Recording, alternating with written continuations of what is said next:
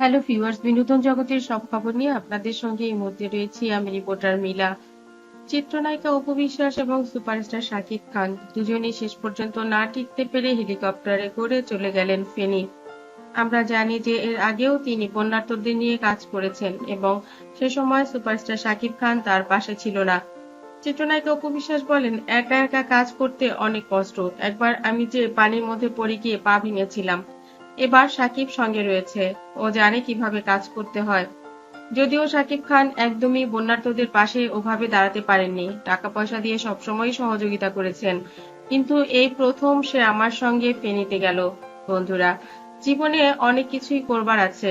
যাদের টাকা পয়সা আছে তাদের অর্থ নেই, মন নেই। যাদের মন আছে তাদের টাকা পয়সা নেই, এই ব্যাপারটা কিন্তু অনেক ঘটে।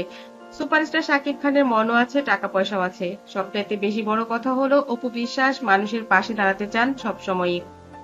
চিত্রনায়িকা অপু বিশ্বাস বলেন, এই বিপদে যদি মানুষ হয়ে মানুষের পাশে না দাঁড়িয়ে ঘরে বসে থাকি তাহলে কবে তাদের পাশে গিয়ে দাঁড়াবো।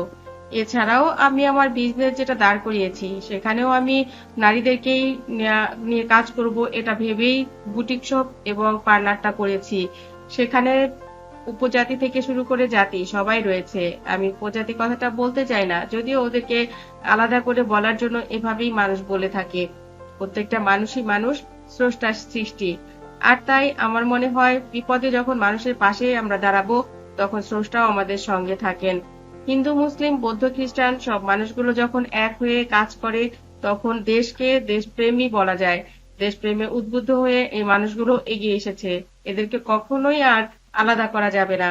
যারা ভাবেন সংখ্যালঘু তারা আসলে ভুল ভাবেন। প্রত্যেকটা মানুষই এক, প্রত্যেকটা মানুষের ভাবনার জগতই এক।